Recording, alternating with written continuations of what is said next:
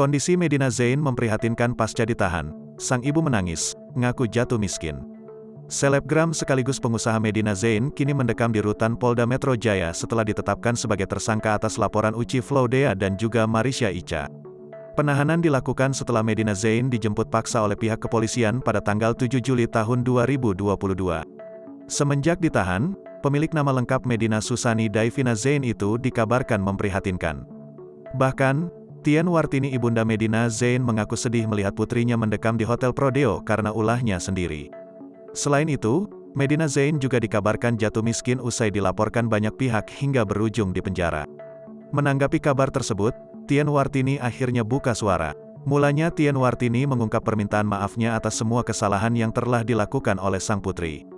Mohon maaf kepada teman bisnisnya yang sudah merasa dirugikan, sakit hati, mendapat perlakuan tidak enak selama sakit. Ibu mohon maaf sebanyak-banyaknya dan sebagai ibu kandungnya memohon maaf yang sebesar-besarnya, setulus-tulusnya. Ungkap Ibunda Tian Wartini Ibunda Medina Zain dikutip tribunstyle.com dari YouTube cumi-cumi.com, Selasa, tanggal 19 Juli tahun 2022. Ibunda Medina berharap bisa memaafkan kesalahan sang anak agar meringankan kesalahannya. Semoga permohonan maaf nanti di meja hijau mau kecil, besar bisa meringankan kesalahan Medina, tuturnya. Sementara Ibunda Medina Zain mengakui jika dirinya memiliki kekhawatiran terkait keselamatan jiwa dan masa depan sang anak. Ibunda mengatakan bahwa kini kondisi Medina Zain di dalam tahanan terlihat capek dan lesu. Capek, terlihat lesu juga, terangnya. Namun diakui sang ibunda bahwa kini Medina lebih tenang dan tidak mudah marah lagi. Dia sekarang lebih tenang, lebih fokus, udah nggak marah lagi, sambungnya.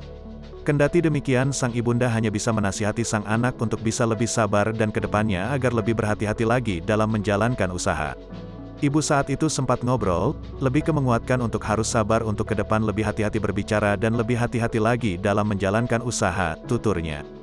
Dengan mendekamnya Medina Zain di penjara, sang ibunda mengaku bahwa kini jatuh miskin. Jujur ibu mau dikatakan miskin ya miskin, dengan kondisi saat ini, ungkapnya.